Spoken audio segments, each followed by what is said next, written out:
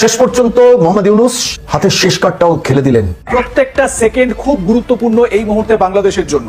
একেবারে যেন লেজে গোবরে অবস্থা হয়ে গিয়েছে মোহাম্মদ ইউনূসের। আমার স্ত্রী সহ আমরা বাথরুমে অনেকক্ষণ ছিলাম, প্রায় 5 ঘন্টা। 5 আগস্টের পর এই প্রথম কোন গণমাধ্যমে কথা বললেন ওবায়দুল কাদের। সেনার চাপে অন্তর্বর্তী সরকারের প্রধান উপদেষ্টার ইস্তফা জল্পনা নিয়ে তোলপাড় গোটা বাংলাদেশ। ডক্টর মোহাম্মদ ইউনূসের পদত্যাগ নিয়ে যে একটা বিরূপ পরিবেশ এবং পরিস্থিতি তৈরি হয়েছিল, ঘটনার 24 ঘন্টা যেতে না যেতেই পুরো পরিস্থিতি এখন রিভার্স হয়ে গিয়েছে। খুবই স্পর্শকাতর একটা ইস্যুতে আজকে কথা বলতে হচ্ছে। মাত্র গনে গনে 24 ঘন্টার মধ্যে চাইলে ডক্টর ইউনূসের পতন ঘটাইতে পারে। এখন যা পরিস্থিতি, ইউনূস প্রশাসন বুঝতে পেরেছে আবার তারা আইনশৃঙ্খলা পরিস্থিতি সামাল দিতে না পারা সহ নানামুখী রাজনৈতিক চাপে বিপাকে রয়েছে অন্তর্বর্তী। সম্মানিত দর্শক, এবার ডক্টর ইউনূসের ক্ষমতা শেষ হতে যাচ্ছে। 24 ঘন্টার আলটিমেটাম দিয়েছেন পদত্যাগের জন্য। দর্শক, এই ভিডিওতে আপনারা দেখতে পাবেন এবার আওয়ামী লীগের নেতাকর্মীরা বাংলাদেশে ঢুকতে শুরু করে দিয়েছেন। দর্শক, হঠাৎ করে আওয়ামী লীগ কীভাবে বাংলাদেশে ঢুকছেন এবং ডক্টর ইউনূসকে 24 ঘন্টার আলটিমেটামে কি বলা হয়েছে বিস্তারিত এই ভিডিওতে আপনারা দেখলে রীতিমতো চমকে যাবেন। দর্শক, চলুন এই ভিডিওতে আমরা বিস্তারিত তথ্যগুলো দেখে আসি। খুবই গুরুত্বপূর্ণ একটি ভিডিও, তাই না টেনে সম্পূর্ণ ভিডিওটি দেখবেন। চ্যানেলে নতুন হয়ে থাকলে সাবস্ক্রাইব করে রাখবেন পরবর্তী ভিডিওর জন্য। একটি লাইক করে দেখতে থাকুন সম্পূর্ণ ভিডিওটি। ভাবে সেনার বিরুদ্ধে তার হাতের শেষ জমানো কার্ডটা মোহাম্মদ ইউনূস, সুৎখোর মোহাম্মদ ইউনূস কিন্তু খেলেই দিলেন, অনুপায় হয়ে খেলে দিলেন। তার আগে 48 ঘন্টায় 7 বার ওয়াকারুজ্জামানের সঙ্গে যোগাযোগের চেষ্টা করা হয় যমুনা ভবন থেকে।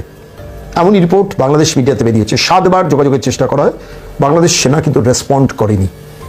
মোহাম্মদ ইউনূস চেষ্টা করছেন যদি কোনো ক্রমে ওয়াকারুজ্জামানকে বসে আনা যায়, তার কারণ মিলিটারির মধ্যে বিভাজনের যে প্রক্রিয়াটা খলিলুর রহমান জাতীয় নিরাপত্তা উপদেষ্টার পরিকল্পনা মাফিক করা হয়েছিল, সেটা যে কার্যকরী করা যায়নি। যে সেনারা যে বাংলাদেশে এই মুহূর্তে সাংঘাতিকভাবে ইউনাইটেড রয়েছে এবং বাংলাদেশের ঢাকা সহ বিভিন্ন শহরে এই মুহূর্তে সেনা টহল চলছে, যেন দেখে মনে হয় যে কোনো জায়গায় ঢাকা থেকেই আমার কিছু ফোন পেয়েছি, আমি তার ভিত্তিতে বলছি, দেখলে মনে হচ্ছে বাংলাদেশের বিভিন্ন প্রান্ত দেখে মনে হচ্ছে যে সেখানে সেনা এই মুহূর্তে বাংলাদেশ সরকারি ব্যবস্থায় সেনারা ক্ষমতায় রয়েছে, বাংলাদেশে সেনা অভ্যুত্থান হয়ে গেছে। অর্থাৎ জনমনে এই সাইকোলজিটা নিয়ে আসার চেষ্টা হচ্ছে যে সেনারাই অ্যাবসলিউট কন্ট্রোলে রয়েছে দেশের। ওয়াকারুজ্জামান কিন্তু তারপর কথা বলেনি। সেই বুধবার দরবারি বৈঠক, হেলমেট রুম, সেখান থেকে যে দরবারি বৈঠকটা করেছেন এবং সেই বৈঠকের মেসেজটা তারপর বাইরে এসেছিল পরিষ্কারভাবে, কোনো বিদেশি শক্তির কাছে মাথা নত করা যাবে না, কোনো বিদেশি শক্তির হাতে বাংলাদেশের ভূখণ্ড ছাড়া যাবে না। অর্থাৎ সেন্ট মার্টিন দ্বীপকে যে আমেরিকার হাতে দিয়ে দিতে চাইছেন মোহাম্মদ ইউনূস নিজে টিকে থাকার জন্য, এবং রাখাইনের করিডোরটাকে জাতিপুঞ্জকে দেওয়ার যে পরিকল্পনার পেছনে রয়েছে তার মানসিকতায় যে আমেরিকাকে খুশি করার, সেটাকে পরিষ্কারভাবে না করে দিয়েছেন ওয়াকারুজ্জামান। এটাতে বিজয় বিপদে পড়েছেন এই মুহূর্তে দাঁড়িয়ে মোহাম্মদ ইউনূস। মোহাম্মদ ইউনূসের বিরুদ্ধে সাংঘাতিকভাবে মনে ক্ষোভ সাংঘাতিকভাবে জমেছিল। চাকরি নেই, কর্মসংস্থান নেই, ব্যবসা নেই, বাণিজ্য নেই, পরিস্থিতি ক্রমশ ভয়ানক হয়ে যাচ্ছে। ঠিক সেই সময়ে দাঁড়িয়ে স্বাভাবিকভাবে মোহাম্মদ ইউনূসের বিরুদ্ধে মুখ খুলেছিলেন ওয়াকারুজ্জামান এবং ডিসেম্বর ডেডলাইন ইলেকশনে যেটা বিএনপির দাবি ছিল এবং বহু মানুষের দাবি ছিল, সেইটাকে তিনি আবার স্মরণ করিয়ে দিয়েছেন যে ডিসেম্বরের মধ্যে নির্বাচনটাকে শেষ করে দিতে হবে। বলতে এই পরিস্থিতিতে দাঁড়িয়ে ইউনূস কি করলেন একটু ভালো করে খেয়াল করতেন। ইউনূস স্টেপ 1 যেটা করলেন সেটা হচ্ছে ওই তার ছাত্রদল, অনুগত ছাত্রদল, জাতীয় নাগরিক পার্টি যারা করেছেন তার প্রধান নাহিদ ইসলাম, তিনি এলেন, মানে সপার্শ্বদ এলেন এবং তারপর সেখানে মোহাম্মদ ইউনূসের সঙ্গে দীর্ঘক্ষণ বৈঠক করলেন। বেরিয়ে গিয়েই বললেন মোহাম্মদ ইউনূস পদত্যাগ করতে চাইছে। এটা একদম পরিষ্কারভাবে প্রকাশ হয়ে গিয়ে গেছে। বাংলাদেশের সাংবাদিকরাও সেটা বলছেন এই মুহূর্তে দাঁড়িয়ে যে মোহাম্মদ ইউনূস নাহিদ ইসলামকে দিয়ে এই পদত্যাগের বুলিটাকে বাইরে ছড়িয়ে দিয়েছেন, যে রিয়াকশনটা দেখার জন্য। যদি ইউনূস চলে যায় এখন তাহলে কি হবে, একটা ক্রাইসিস তৈরি হয়ে যাবে, তো মিলিটারি শাসন ক্ষমতায় চলে যাবে। অর্থাৎ প্রথম সেই কার্ডটা খেলেছিলেন। তারপর যখন দেখলেন যে বহু মানুষ বলছেন যে গেলে যান না, যা করেছেন বাংলাদেশকে আপনি শেষ করে দিয়ে চলে গেছেন, এই মুহূর্তে দাঁড়িয়ে এই পরিস্থিতিতে দাঁড়িয়ে। আমার স্ত্রী সহ আমরা বাথরুমে অনেকক্ষণ ছিলাম, প্রায় 5 ঘন্টা। ছাত্র জনতার অভ্যুত্থানে শেখ হাসিনার সরকারের পতনের দিন 5 ঘন্টা বাথরুমে লুকিয়েছিলেন ওবায়দুল কাদের। ভারতীয় সংবাদ মাধ্যম দ্য ওয়ালে দেয়া এক সাক্ষাৎকারে এই কথা বলেন তিনি। 5 আগস্টের পর এই প্রথম কোনো গণমাধ্যমে কথা বললেন ওবায়দুল কাদের। সেদিন আমার বেঁচে থাকার কথা ছিল। লুকিয়ে থাকার ঘটনা বর্ণনা করে ওবায়দুল কাদের বলেন সেই সময় তিনি খুবই ভাগ্যবান। সেদিন তার বেঁচে থাকার কথাই ছিল না, মৃত্যু থেকে অনেক কাছে ছিলেন বলেও স্বীকার করেন তিনি। ওয়ালটন আবারও মিলিনিয়ার অফারে ওয়ালটন ফ্রিজ কিনে আপনিও হয়ে যেতে পারেন মিলিয়নিয়ার। মিলিনিয়ার ছড়াছড়ি দেশ জুড়ে, এটা শুধু ওয়ালটনই পারে। বলেন 5 আগস্ট তিনি অবস্থান করছিলেন তার সংসদীয় এলাকায়, তবে প্রাণ ভয়ে বাড়িতে অবস্থান করতে পারেননি। তিনি ছিলেন পাশের একটি বাসায়। পার্শ্ববর্তী আর একটা বাসায় আশ্রয় নিয়েছি। জানান চারদিক থেকে মিছিল আসছিল। এটা আসলে ছিল প্রধানমন্ত্রীর গণভবন কেন্দ্রিক। আমরা অবাক হলাম যে সংসদ এলাকাতেও ছড়িয়ে পড়েছে। তিনি বলেন, আমি যে বাসাটায় ছিলাম আন্দোলনকারীরা সেই বাসাতেও হামলা করে। তারা জানতো না যে সেখানে আমি আছি। আমার বাসা তারা লুটপাট করেছে, কিন্তু যে বাসায় আমি গিয়ে আশ্রয় নিয়েছিলাম সেখানে হামলা করবে আমি ভাবতে পারিনি। দেখলাম অনেক লোকজন ঢুকে পড়ছে, তারা ভাঙচুর ও লুটপাট করতে থাকে। আমি আমার স্ত্রী সহ বাথরুমে লুকিয়েছিলাম। অনেকক্ষণ ছিলাম, প্রায় 5 ঘন্টা। 7-8 জন ছেলে ঢুকলো, খুবই আক্রমণাত্মক দৃষ্টিভঙ্গি। তারপরেও 7 থেকে 8 জন ছেলে ঢুকে পড়ে খুবই আক্রমণাত্মক দৃষ্টিভঙ্গি নিয়ে। ওবায়দুল কাদের বলেন, হঠাৎ তারা তার দিকে তাকিয়ে বলতে থাকে, নেত্রী চলে গেল, আপনি যাননি কেন? আমি কিছু বলছিলাম, তাদের মধ্যে কি উদয় হলো আমি জানি না। তারা আমাকে বলে, আপনার ছবি তুলবো। তারপর ছবি তুলতে শুরু করলো, সেলফি নিচ্ছিল।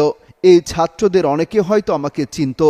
কি কারণে যে আক্রমণাত্মক মনোভাবটা ছিল সেটা নিমিষেই শীতল হয়ে গেল। তখন ঠান্ডা মেজাজি কথা বলছিল।